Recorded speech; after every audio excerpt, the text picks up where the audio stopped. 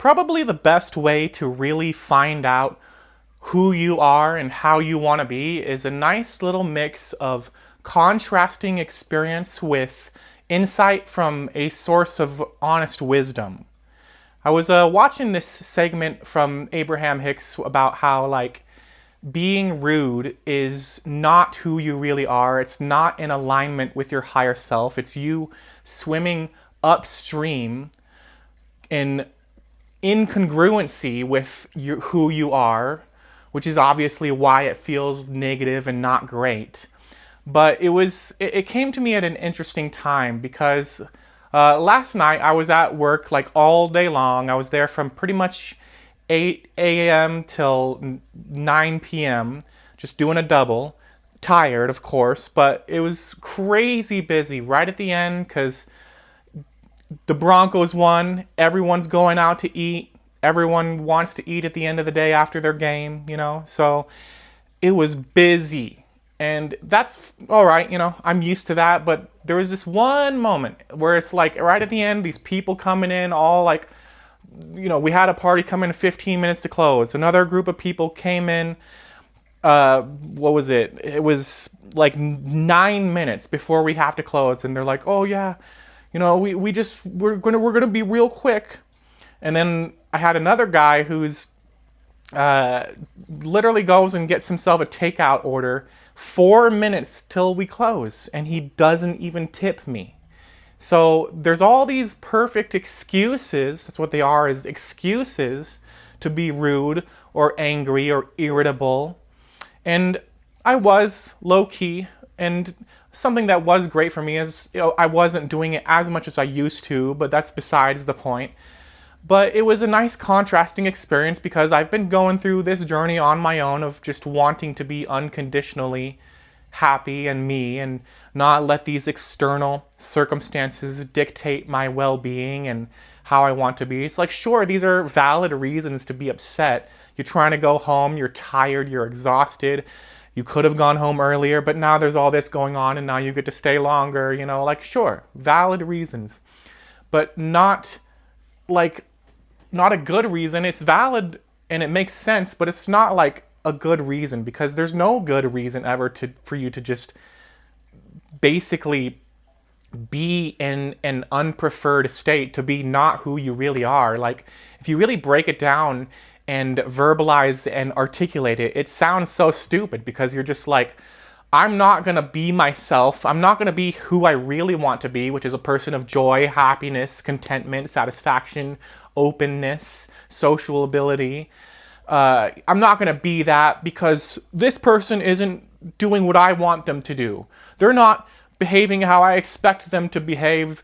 This A, B, and C is going wrong. It's not going how I want it to be. So therefore, I'm going to not be myself. I'm going to hand my power away and let them dictate my mood, my emotions.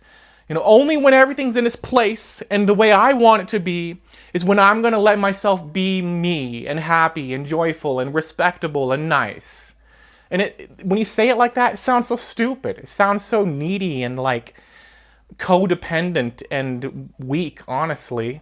It's stupid. But we all do it. We all do it.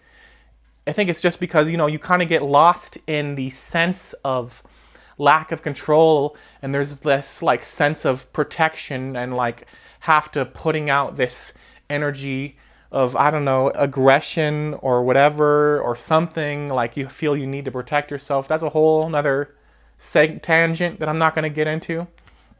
But basically, it was interesting for me because it's like I don't want to be that person. That's not the person I want to be. Someone who's like rude because something's not really going my way. And it's not like it was even that bad of a thing. Not that you're more allowed to if it's more bad or whatever. That's not what I'm saying. But like that situation wasn't even really that bad of a situation. It's just like, it was a Sunday, so we close earlier. So it's not like I'm getting out all that much later than compared to normal, But it's like we do these silly things. I do them, honestly, so much. And it's just funny. It's like I wasn't overtly rude to him, but I'm like, here's your food. And then I just didn't interact with him. And he's all like, oh, thank you, and leaves. And I'm still like holding on to this anger of, oh, he didn't tip. He came in 4 minutes before closing. What a, what's the word? Inconsiderate person, right? Like, oh, all this judgment. And it's not needed. Sure, you can sit there and argue till the cows come home that you need to, I don't know, be against that somehow. Obviously, there's inconsiderate people, and there's rude people, and there's people who don't care, and there's people who don't pick up after themselves, and there's people who are oblivious, and etc. That doesn't mean anything. So what? You're gonna let them dictate your emotional state? You're gonna hand the keys of your well-being to them? What? Huh? That doesn't make any sense. That's called codependency. You're dependent on other people. You might as well just write out a list of like, you need to be this way, you need to do this, you have to be like this, and hand it to every person you meet. You might as well do that. Do you see how needy that is? You're saying other people dictate how you're being. And that's what I've learned from doing that.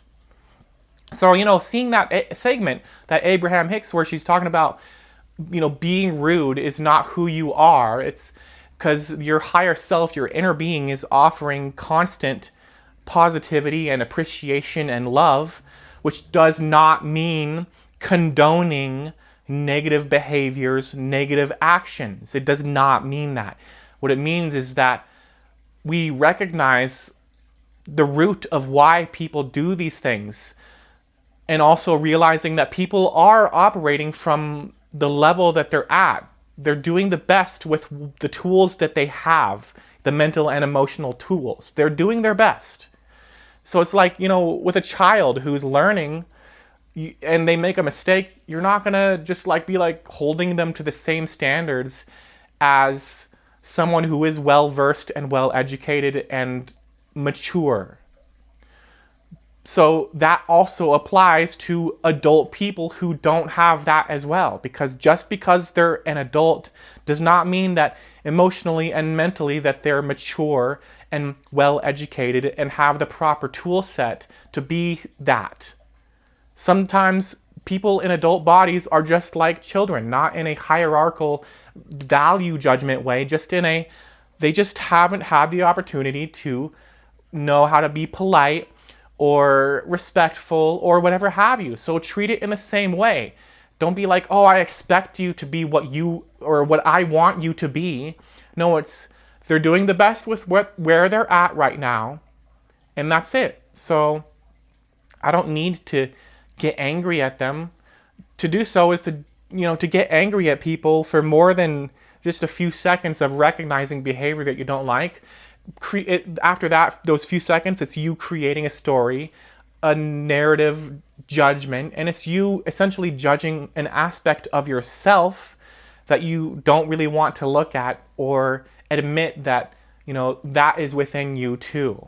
So it's like you're using them as a scapegoat to judge this aspect of yourself that you're in denial about, that you don't like. And that's just a whole mess of, nah. You know what I'm saying?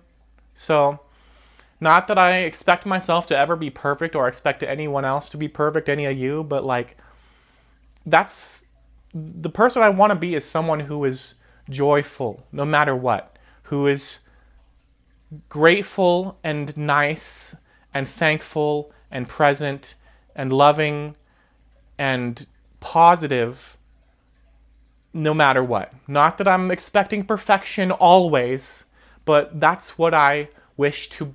It's what I admire. I almost want to say it's what I wish to be. It's what I aim for and strive for. But that makes me feel because I know I'm not going to be doing it all perfectly in the future. So then it's when I make a mistake, I'll feel like a hypocrite. I'm not doing this. And then it's being angry at yourself and judging yourself for not being perfect or being angry or whatever the heck. And that's just another it's not going to work out for you if you do it like that. So really just these contrasting experiences mixed with, like I said, wisdom and understanding is really what helps you, because you notice, I wasn't like that. I want to be more like this. I want to be nice to people who are rude. Not in a hierarchical way, not in a kill them with kindness way. No. Just because that's who I am, that's how I want to be, that's how I prefer to be. And it's like people are doing these things for reasons. They're, like I said, either they don't have the proper tool set and or they're traumatized and they feel a need to protect themselves. Because I know with me personally, if I'm being angry or pissy or projecting that anger outwardly, I know it's because it's a pain that I'm trying to cover up, and I feel the need to, move from disempowerment into anger or what have you, because that anger feels like it has more agency than the fear, the disempowerment. People who are rude, overtly or whatever, inconsiderate, they're acting out of fear. They're acting out of ignorance. Not in a, they are a bad way, just in a, it's like a wounded person. It's like someone who has experienced a physical wound. So it's like, why would I want to sit there and be rude back and exacerbate the negativity? Because that's what happens when you're, being negative towards negativity, is you're exacerbating it. You're like, oh, look at that negativity. Let me match that. I'm going to join in and add to it.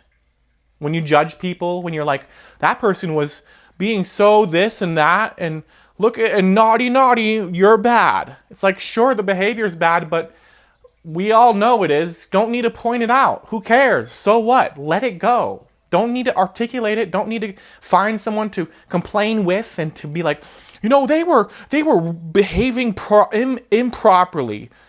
You're just adding to the negativity and making it more and bigger. That's so nonsensical. We don't need to do that, do we?